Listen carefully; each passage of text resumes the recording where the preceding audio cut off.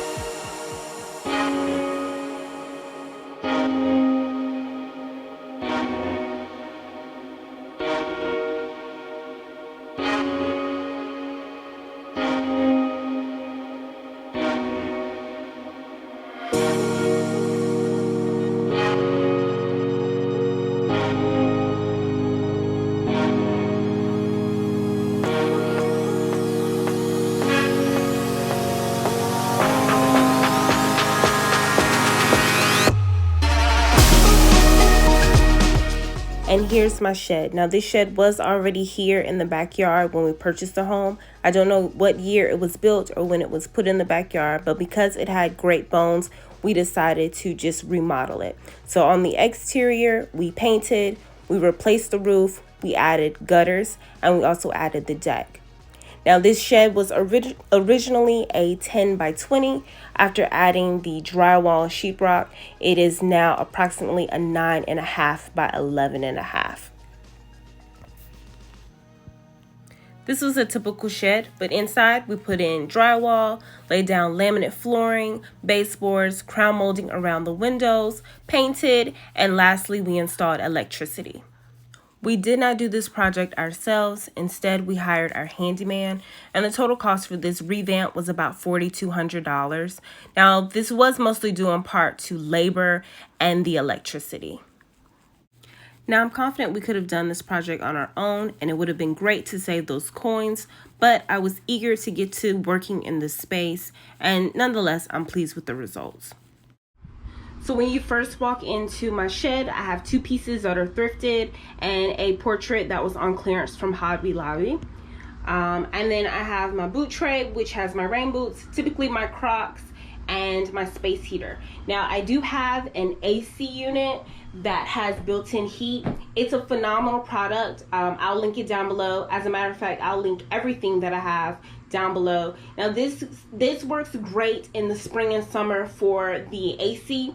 It also has a fan option, but I found that in the winter time my space heater warms up this space much quicker and quieter. So this does have a loud hum to it. You get used to it after a while, but it's not a peaceful sound. And so this unit, come wintertime, it's noisy and it takes a long time to warm up. And when I say long time, I'm talking like an hour or two. Whereas the space heater, in about 15 minutes, 20 tops, it's nice and toasty in here. So if I were to do this build again, I would go with a window unit and my space heater. It's more economical, it's gonna be quieter, it's gonna be a little more efficient for this space. Like I said, this is a great product, but the negative is it's very large. It's a little too large for this small space.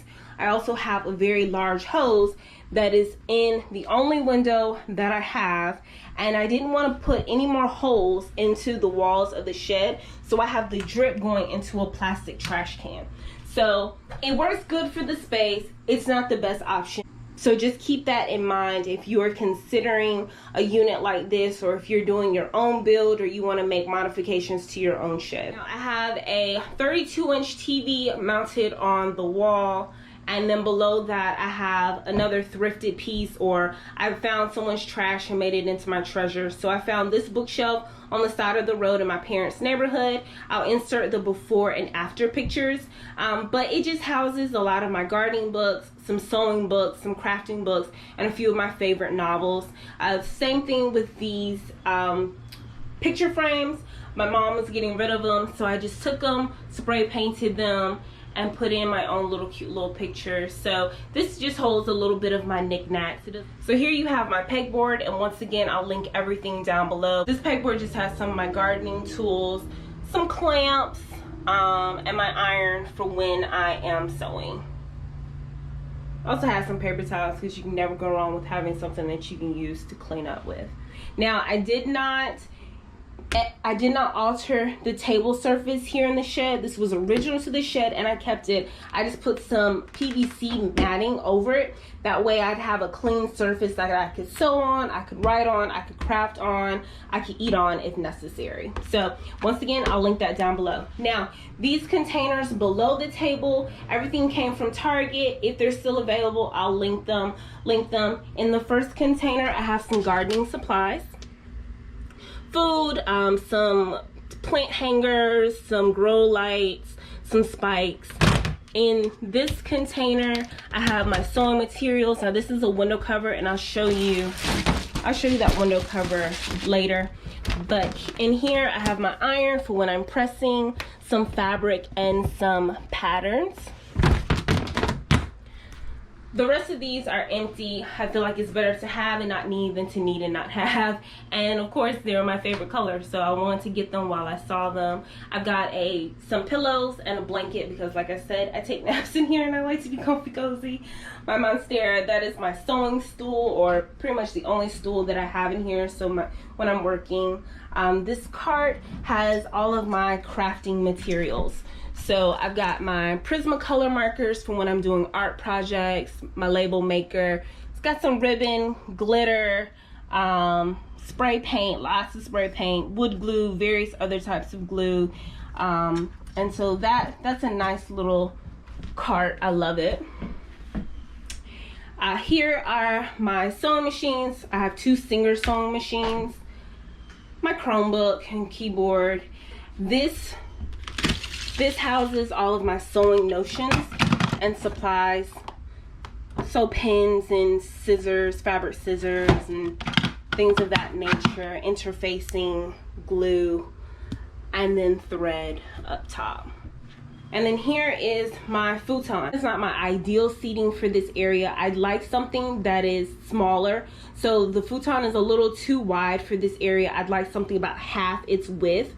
But this is what I could find at the moment. And I do like the fact that I could extend it and take naps, or that my kids can relax and chill when I'm in here. However, this is my space, and I've come to terms that I don't have to make everyone else comfortable. It's about me feeling comfortable in this space and in this environment. So if you have any suggestions, definitely comment down below. Let me know. I'm probably looking in the wrong areas, or I have the wrong thing in mind. Help me out, because I would like to get some seating in here pretty soon. Now at the door, on the back of the door, I have some sewing materials, sewing mats, and the Velcro mat that I use to hold my sewing pedal.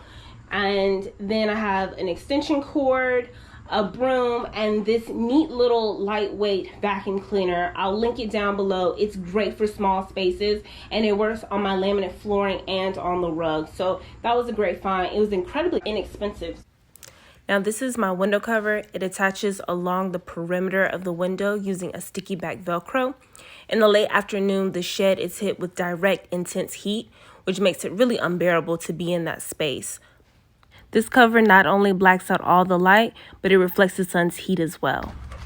I hope you guys enjoyed today's she shed tour, and if you did, definitely consider giving me a like and comment your favorite part, you know, in our chilling under our pergola, which is our next round of projects. So if you're curious to see how the pergola project turns out or what we have up our sleeve, definitely consider subscribing and come back for more. I love you guys for watching. Thank you so much.